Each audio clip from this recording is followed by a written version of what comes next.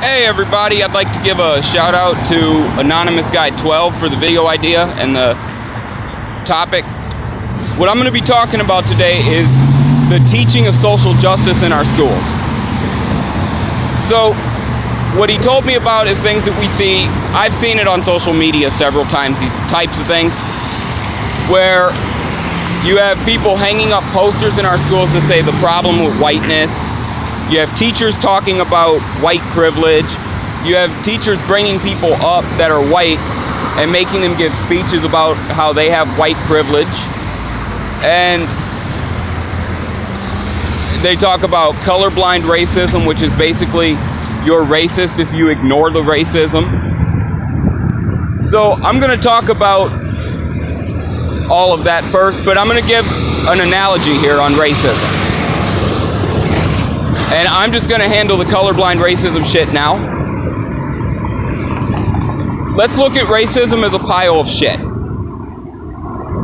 In that, if you have a pile of shit on the ground, and you take a stick and you're stirring it around, the only thing that's going to happen is the shit is going to stink more.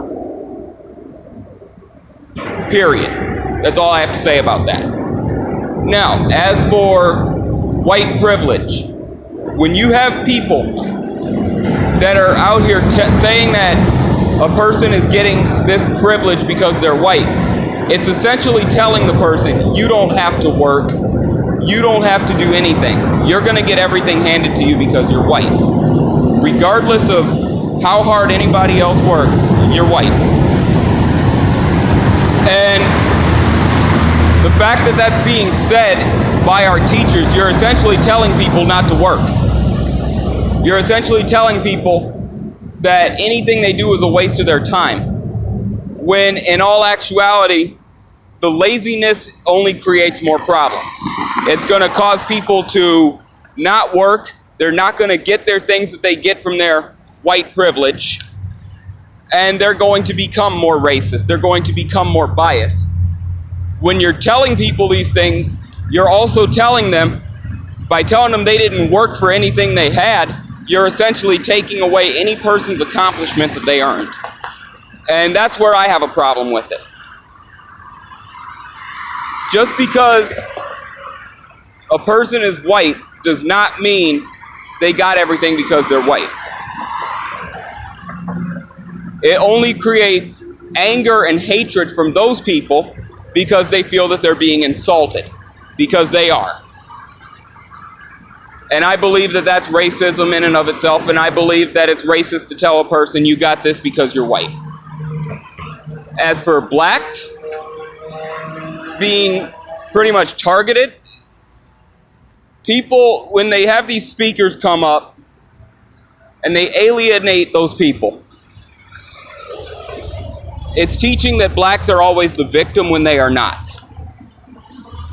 It's teaching that blacks are not doing anything wrong and that it's all white supremacy, and it's basically teaching that white people are evil. And that's the most racist thing I've ever seen. If anything, they should be talking about reverse racism, which is what's being done. Now, I'm going to look at how this happened, at how our schools got to this and shit like that. If you look at before Obama got in, our media, such as our TV shows, movies, there was a lot more to it. And after Obama got in, social justice, that kind of started up the race thing. And then it really started up when Trayvon Martin got shot.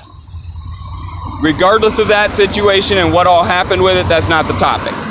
Michael Brown happened. That's when all of the race shit became very commonly talked about. Now, let's look at what's happened in some TV shows since. I remember the cartoons I had when I was a kid. I don't know how many of you guys do, but I'm 27. So when I grew up watching cartoons, I was watching things like Courage the Cowardly Dog and Dexter's Lab and Powerpuff Girls. You know, I was watching that shit. Johnny Bravo, that was my guy right there. Johnny Bravo was my guy. But look how much our cartoons for our children have changed since that. Yeah, there was some I mean, there were episodes of Courage where, you know, they had a room full of all these different people and they were multi-ethnic, and you have Native Americans, like, you know what? Yeah, it was people that were native didn't even care. When they would have native people on there with all the feathers in their ears, remember, like on Peter Pan. But the thing is, it's funny. Even native people laughed at it. It was fucking hilarious. You had this group in WWE back in like the mid-2000s. They were called Crime Time. They were basically two stereotypical black gangbangers, but they didn't shoot. What they did was they stole things and they would sing and jump around singing money, money, yeah, yeah. And all they did was steal shit and try to sell it. But the thing is, they were funny.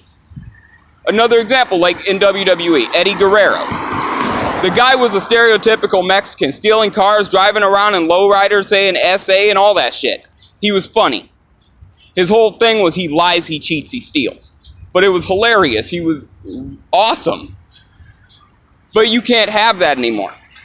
We can't have that anymore because that's racism, apparently. And it's caused our children to not be able to enjoy things. It's caused us to not be able... Like, I still like to go back and watch some of those shows. I'm not gonna lie. But